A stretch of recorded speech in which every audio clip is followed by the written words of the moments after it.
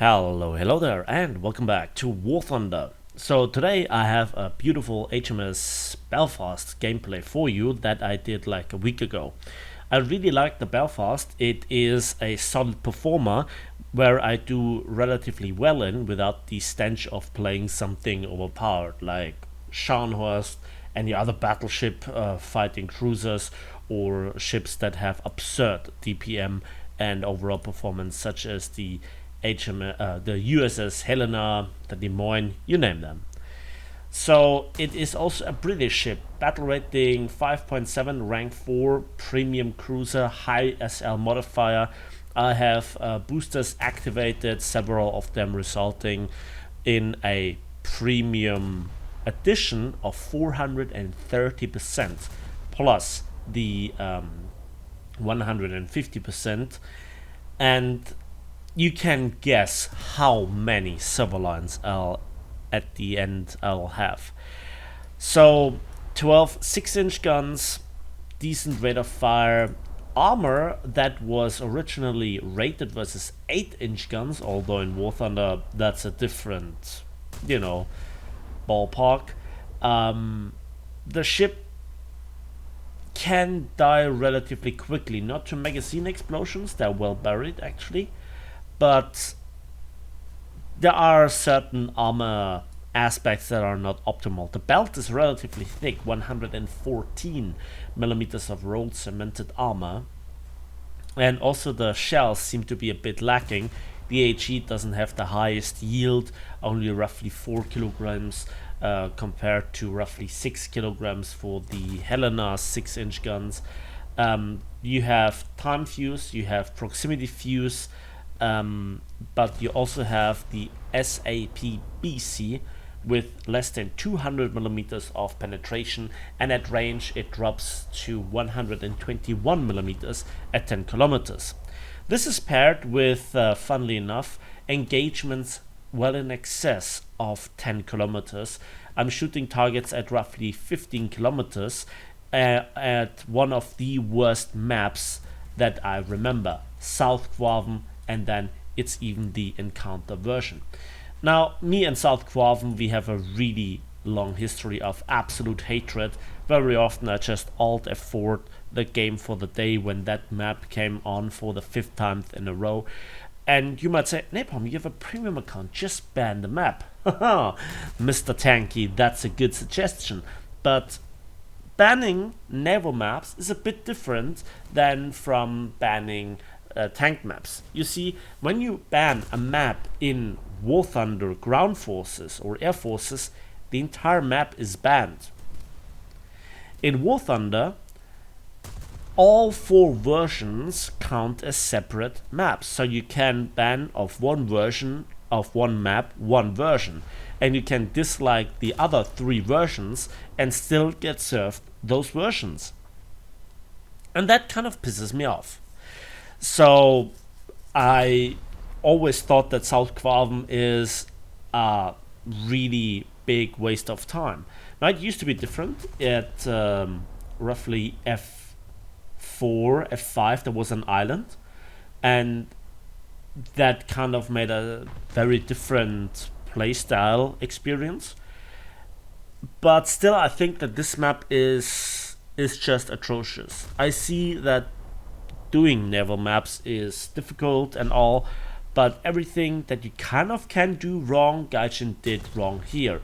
The only advantage is that this is a long range engagement. It's just bad for me that I have a ship that is gun wise better suited for closer engagements, and yet I'm doing fine. As you can see, I'm still in my spawn, several minutes in, and I'm just going forwards and backwards and focusing ships that are shooting at me.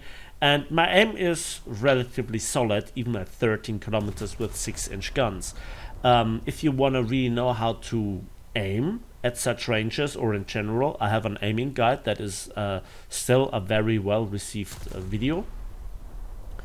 And everything that you want to know about setups, the theory of how the aiming system in War Thunder works is well described there.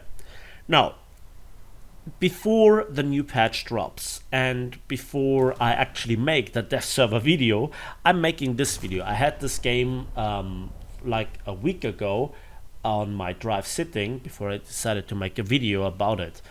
I want to return to some old ships and just try to get back into the spirit, because I have not played a lot of War Thunder in the summer. I was out there fishing, I was out there having a good time, and yet I feel obliged that I never lose track of War Thunder Naval Forces. I completely lost Air Forces, I completely lost Ground Forces, but ships, there is still something that I'm waiting for.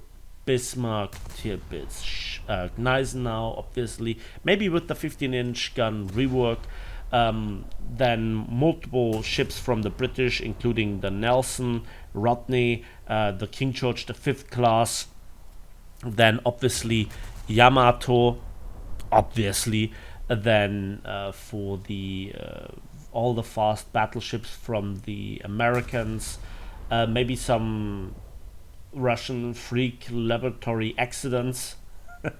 You name it, there are so many beautiful and interesting capital ships out there that yet have to be introduced into War Thunder. I don't expect miracles from them, as you know, they still have to play on the same maps. You still have to aim the same way, but maybe something changes in the far future. I mean, after 10 years, I still have hope that Gaijin will change, maybe a bit for the better. Yeah, that's a kind of a stupid ideologist for you right here. Now, the thing is, the advantage of a ship like the Belfast is that you have lots of 6-inch shells in the air, and while individually they are not as dangerous as high penetration 8-inch AP rounds from, I don't know, the US cruisers, or in particular the Prinz Eugen, which is one of my all-time favorite ships, you still have a decent reload, so you have just the volume of them, and with a reload of 7.5 seconds, that's still a lot of DPM right there.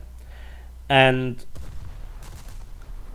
here is another thing, and I tried to show it a bit in the beginning, but then was disrupted by players. In this special spawning situation on South Quaven, you can directly shoot the enemy bot fleet or AI fleet, the mission objective basically, and you can harvest them for quick and easy kills. Especially at this range, when you stay stationary, aiming is relatively easy. But you have to watch out, because when the enemy is looking around what target to pick, a stationary cruiser that is broadsiding is obviously an inviting target. So I have to focus on the enemies first, that's shooting me, before I can harvest the sweet bots. I'm playing the game here as Gaijin is delivering it, and I would love to show you high action, high intense situational awareness gameplay, where I can put all my knowledge about armor, shells, firing angles, aiming and so forth to good use. But you know, it's War Thunder Naval Forces, deal with it. I've given up on reporting, and I'm actually really amused by all the nonsense that I see these days, because there are apparently, I'm guessing here, so few people left on the forums reporting the actual bugs, and even the devs from War Thunder, if they play the game, they're playing then either aircraft or tanks. And so, you know, I hope that they don't play Naval, because the other explanation would be that they play it and they think that this is okay what they're playing. So, the age-old story. What is there to talk about the gameplay? Nothing. And that's the problem that I have with making videos like these. And this is a question to you as the viewer. I always was not really keen on showing the very best of battles and saying that this is the average experience, because it's not. But when you get games nothing but this, what am I supposed to do? Um, I cannot upload the 54th Frank Knox or Moffat gameplay. Um, I really don't think that's a good time investment to play Italian destroyers, because they are so bad. It's outright frustrating. Um, and I really don't intend to make a lot of videos about the French coastal fleet, because the 7.7 millimeter machine guns versus other boats, um, no thank you. So that doesn't really sound all that great, right? But at the end, I have to say that there is some relaxing aspect about this way of playing. I was never really a person that liked competitiveness, especially when something went wrong. And let me just quickly talk you through one of those stories. When a couple of years back, I don't quite remember the tournament. I don't remember the exact year. It's so far in the past for me, and it's actually unimportant. There was one time when we, well, when I was actually invited as a CC to participate in the tournament, and I said nope, and I was then asked in return once, why do you not want to play? Come on, it will be fun. And I say, no guys, you'll fuck it up. I know you will do fuck it up. I don't know how you will do it, but you will do it. Oh, by the way, now I'm bot farming, so enjoy. I am targeting individual points of the enemy ship, because they have different sections, and then need to destroy them all. And I don't even wait for those shells to arrive before I switch sections, because the flight time is so long. Okay, back to the story. So at the end of the day, it turned out that Fly Daily actually, I think, flew to Russia or to Germany. I'm not quite sure what it was. And the whole tournament fell apart because some IT guys misplugged some cables. I don't know. And the thing is, okay, I predicted it, something will horribly go wrong. But obviously, I was not happy about it, because I'm not happy about the state of War Thunder. I want it to work, and I want it to be fun. I want that the approach of gaming, the compartmentalized damage system, or the damage system at all, it works. It just has to be refined and optimized. What Gaijin really has to work on is everything around it that is just killing the fun. Game mechanics that don't work or are unreliable or are outright stupid. Mechanics just like the auto drown mechanic when you are falling under a certain percentage, roughly 8, 9, 10%, when you all of a sudden drown yourself in your ship and there is nothing that you can do, and it happens when you receive the last shellhead to the bridge. And I'm asking myself why the repair mechanics are in particular really stupid. And I could go on for hours. Now, if you're still here watching this video, congratulations.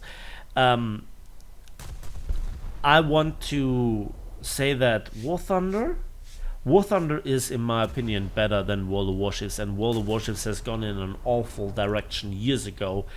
Carrier rework 1, 2, 3, 4, 5, 6, 7,000. Then the introduction of submarines, the stupid discrepancies between the various different classes of ship stuff, right?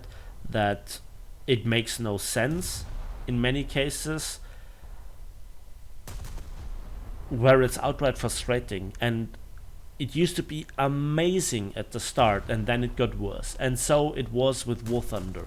It was better at the start, and then it got worse, despite more and more additions, despite more and more maps. The amount of content doesn't replace the quality and the game fun. Now, and I thought about it, is that just me? No, a lot of people that were playing from the start with me have the same impression, right? Some things are not getting better. But the question is, does that matter at all for the game? And the answer is probably no. You see, a new player coming to War Thunder in 2024 and just, you know, playing the game doesn't know how it used to be. And so he has a completely different approach, a completely different opinion, and just a different point of view on how the game is. And if it is fun for him, is then a completely different question for him. Like, do I recommend playing War Thunder to a new person?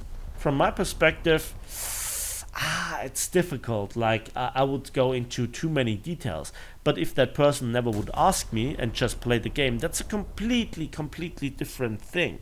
Obviously, if somebody approaches me and said, look, I just began playing War Thunder and I have problems with this and this, I observed myself often enough going on about lengths on what's wrong, and yeah, it used to be different and it used to be better and back in my days.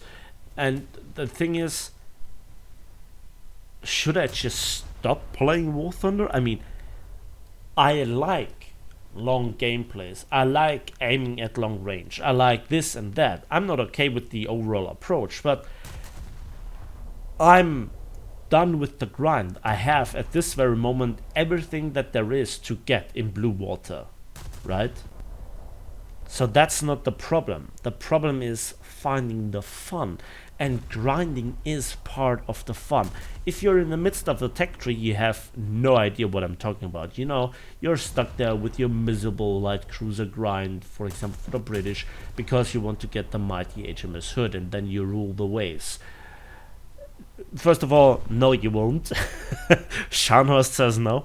But also, your point of view is a completely different one, right? On the game. And maybe you like it because this is just how it is. For me, it used to be different, and in my opinion, it got worse. Other people will say, oh, this and that got better, and certain things actually got better. Yes. Also, new technology has found its way, and that actually is some improvement, because planes used to be a much bigger threat in War Thunder naval forces, especially for capital ships. But you know, there is this one griever in this USS Douglas with the 343mm RIM 24A missiles sitting in a cab, just grinning his stupid face off when the aircraft's coming on, and he is deleting the problem, you know, so I can fight it out for you know, with other battleships in my battleship without being disturbed by aircraft, which is a good thing for me as a battleship player. And you know, if I die every 20th game or so to an aircraft, you know, there are other things that are much more frequently annoying in War Thunder than that at this moment. It used to be different, so in that aspect I have to say it got improved. Obviously, pilots have a different point of view. They want to insert their big metal fishes into big fat battleships and just want to hear the bling for the kill. But yeah, for me as a battleship player, with those repair costs, with the long battle times, and honestly thinking about it, maybe the map design or the domination approach, for example, where you have the 3 caps,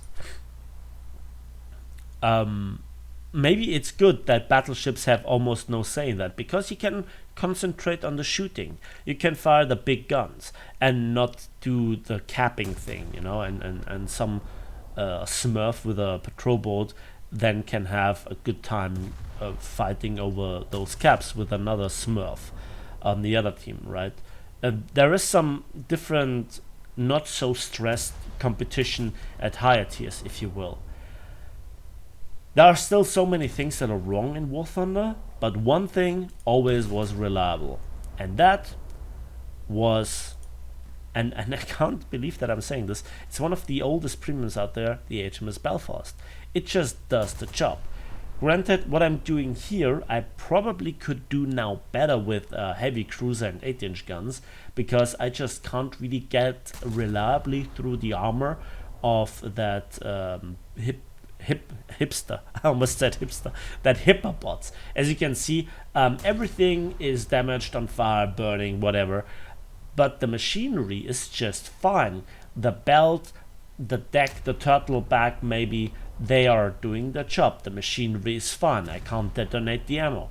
I will whittle it down right now. As you can see, it's now losing buoyancy with the 10% threshold of the self-sinking stuff, which I still think is outright stupid and should just be deleted. But hey, here we are, and finally we get the kill. And then we have another cargo ship here, and they are easy prey. And as you can see, I have really depleted a lot of my ammo. I'm down to just about 200 rounds of main battery, of initially 2,400 in total. So I started with 1,800 roughly. Yeah, so I fired a lot. And yes, this battle was long, it was boring, I was sitting in the same place. But hey, look at my teammates, where they are after that time and how much fun they had. I don't know, but South Guam is still a dogshit map, even after the rework, and I hate it to bits. And this map, or this match rather, should be a reminder of just how bad this map is, in my opinion. And I know there are always some people that just had a good time on this map, that just had no problem with this map, and good for you. But for me, this is a map that just isn't well suited for the ships that I used to spawn it on. And honestly, at this moment, I really hope for the new patch there is more to grind. And this is probably the last aspect of War Thunder Naval Forces that I wanted to talk about. It's frightening that when you are in my position and you have the majority of Blue Water Fleet, or actually everything, and just a couple of patrol boats are there, I really don't care about patrol boats. The grind is just too tedious, even for me, and I'm effectively an addict. So it's just stupid. Those RP costs for ships at 4.0 that then have barely any chance versus a reserve destroyer, which they have to fight every battle. That's just not fun for me.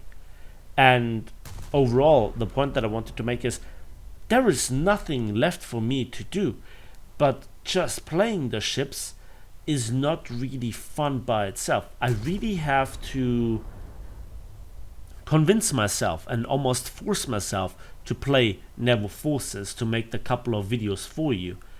And that in of itself is a bad thing.